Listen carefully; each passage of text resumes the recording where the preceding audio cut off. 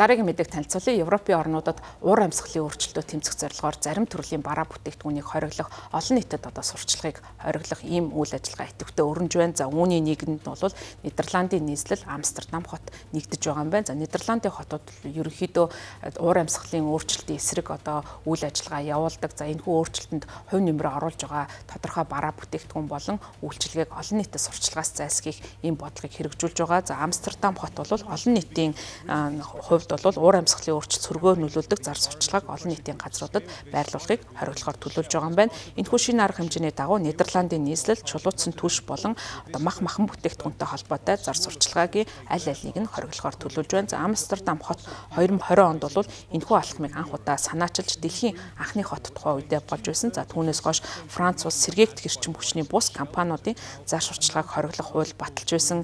Италийн нэгэн хот бол мөн ийм адил алхмыг хийж байсан удаатай. Амстердам хотын зөвлөл 1-р сарын 22-нд ногоон хөгжлийг дэмжих улс төрийн нам болох Грёнлингс болон амьтны эрхийг хамгаалах намын олон нийтийн зүгээс бол олон нийтийн газар болон хотын нийтийн тээврийн сүлжээнд чулуучин түлш болон махан бүтээгдэхүүний сурталчлагыг хориглох саналыг баталсан байна. Энэхүү арга хэмжээний хүрээнд агаарын тээвэр, аялал жуулчлал, бензин хөдөлгөөртэй автомашины сурталчлагыг хориглох юм байна. Чулуутсан түлшний сурталчлагыг хориглох шийдвэр нь уур амьсгалын өөрчлөлийн эсрэг тэмцэлд бол чухал үүрэгтэй. Чулуутсан түлшийг хэвийн зүйл мэтээр дүрслэн сурталчлах нь уур амьсгалын өөрчлөлтийг уламд ордуулан Парисын хэлцээрийг дагаж мөрдсөн хот улсуудын байр суурийг уламд ордуулж байгаа гэж Рекламе Посл Виж нэртэй байгууллагаас мэдэгдсэн байна. За тус байгууллагыг чулуутсан түлшгүй сурталчилгаа гэдэг ийм санаачлагыг бий болгосон байгууллага гэж анх олон нийтэд танигдж байсан. За зарим хотуудын удирдлагууд бол үүнийг бас өсөргүүцэж байгаа юм байна. Журмын хувьд бол албан ёсны эхлэх өдөр нь бол 5 дугаар сарын 1-ний өдөр журмыг хэрэгжүүлж эхэлнэ. Хотын дарга Вилиани Ван дер Хорст 5 сард хоргийг нэвтрүүлэх нь хэтэрхий хэрэг эрт байна гэж мэдэгдэж байгаа. За үүний хооронд шилжилтийн хугацааг бол компаниуд болон аж ахуйн нэгжүүдэд өгөх ёстой гэж мэдэгдэж шаардсан байна. Амстердам хот нь Утрехт, Гаг, Зеволе, Дельфт, Нимеген зэрэг ижил төстэй хоргийг хэрэгжүүлсэн Нидерландын хэд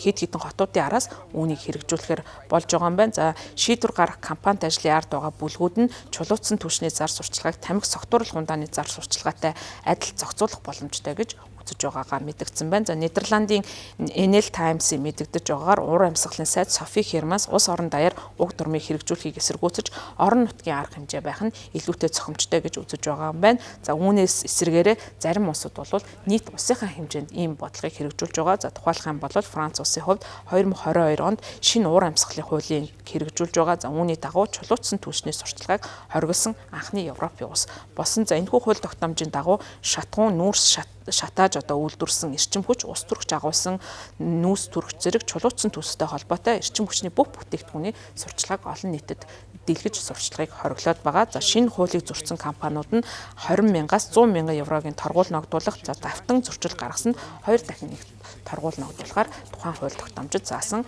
Энэ бодлогыг бол дэлхийн бусад орнууд, за ялангуяа Европын томоохон хотууд дэмжиж байгаа. За тухайлах юм бол хамгийн сүүлд гэхэд Италийн Флоренц хот бол энэ санаачлагыг гаргасан 2 дугаар сарын эхээр батлагдсан саналаар тус хот утгагүй нийслэг, аялал, чулуутсан эрчим хүчний гэрээ, автомашины сурталчилгаа зэрэг чулуутсан түлштэй холбоотой сурталчлагыг олон нийтийн газарт зар сурталчлагыг хориглосон ийм хуулийг баталж Италийн ийм хуулийг баталсан анхны хот болохоор төлөвлөж байгаа юм байна.